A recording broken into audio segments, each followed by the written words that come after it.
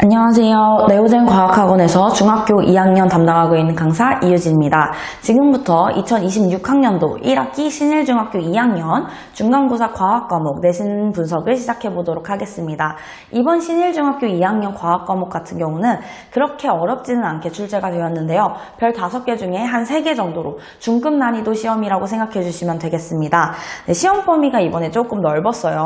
1단원 물질의 특성, 화학 파트, 2단원 직권의 변화, 지구과학 파트, 3단원 빛과 파동, 물리 파트에서 여기 앞부분만 조금 출제가 되었는데요. 다른 학교는 대부분 2단원만 출제되는 것에 비해 이 신일중학교는 2단원 이상이 출제되었기 때문에 학생들이 조금 공부하기 힘들 것이라 예상이 됩니다. 하지만 범위가 넓었어도 기본적인 대표 유형에서 많이 벗어나지는 않았어요. 그렇지만 이제 특별히 난이도 높은 문항은 없었지만 그렇지만서도 어느 정도 기본 개념을 꼼꼼히 묻고 있고 지문이 그렇게 짧지 않았기 때문에 성실하게 공부했던 친구들만이 고득점을 맞을 수 있었던 시험이라고 생각이 됩니다.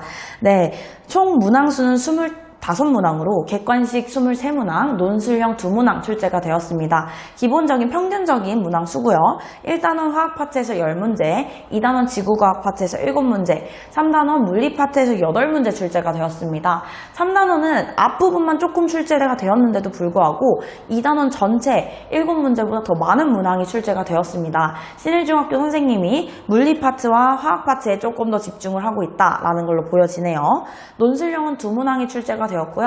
한 문항은 지구과학 파트에서 화성암 중 현무암과 화강암의 특징을 비교하는 문항이 출제가 되었고, 두 번째 문항은 3단원 물리에서 빛의 경로를 보고 빛이 굴절된 렌즈의 종류 그리고 상의 크기, 특징을 서술하는 문제, 기본 문항이 출제가 되었습니다. 네. 쉽게 출제가 되었음에도 불구하고 변별력을 가르는 문항들이 조금 있었고요. 학생들이 헷갈려하는 개념들이 있었습니다. 그 문항들 한번 보겠습니다. 문제 2번 보시면요. 부피에 따른 질량 그래프가 출제가 되었는데요.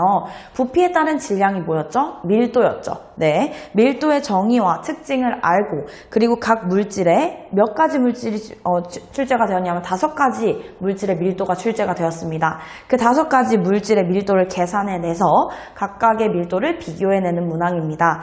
네, 다음 문항으로 4번 문제 한번 보실게요. 재결정 문제가 출제가 되었어요. 이제 용해도 곡선을 보고 2가지 물질 염화나트륨과 붕산의 재결정 문항입니다. 네, 그래서 이 재결정 응용 문항으로 이 재결정 실험의 각 단계에 대해서 정확하게 알고 있어야 되고, 결과적으로 용액이 냉각되었을 때 어떤 물질이 석출되고 석출이 얼마나 되는지 계산을 해낼 수 있어야 되는 문제입니다. 학생들이 이 재결정 문제를 조금 어려워하는 경향이 있죠. 다음 문항으로 7번 문제 보시겠습니다. 7번은 원유의 증류탑 문항이 나왔어요.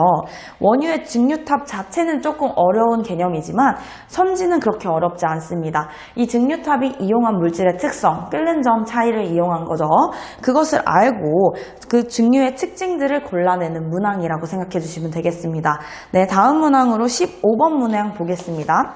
15번 문항은요, 2단원 지구과학에서도 퇴적암, 암석의 특징을 골라내는 문항입니다. 각 퇴적 물질이 쌓여 퇴적암이 생성이 되죠. 자갈이나 모래나 아니면은 조개 껍데기 같은 석회 물질이 쌓이죠. 그 퇴적암의 종류, 각각의 이름을 암기하고 있었어야 됩니다. 그리고 그 특징까지 정확하게 알고 있었어야 됐는데요. 그래서 층리가 나타난다든지 아니면 석회암 같은 경우 염산과 반응하여 이산화탄소가 생성된다든지 이러한 디테일한 특징들을 알고 있었어야 합니다. 네, 다음 문항으로는 17번 문항 보겠습니다. 17번은 빛에 대한 설명으로 이제 옳지 않은 문항을 옳지 않은 선지를 고르는 문항이었는데요. 빛의 특징으로 간단하게 나타난 게 아니라 빛의 반사와 빛의 굴절이 고루고루 출제가 되어 있었습니다.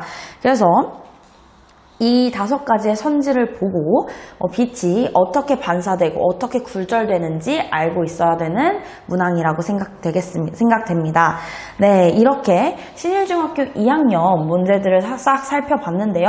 이번에 크게 어려운 문항은 없었지만 전반적으로 넓은 범위에서 꼼꼼히 출제가 되었기 때문에 꼼꼼하게 성실하게 학원 커리큘럼을 따라서 잘 공부한 친구만이 고득점 100점까지 노려봤을 노린 시험이 되겠습니다. 실제로 재원생들도 대부분 꼼꼼하게 공부 잘 해왔기 때문에 대부분 100점을 맞았고요. 기말고사에서도 이렇게만 공부해주면 수월하게 고득점 맞을 수 있을 것이라 예상이 됩니다. 네, 이상으로 신일중학교 2학년 내신 분석을 마치도록 하겠습니다. 감사합니다.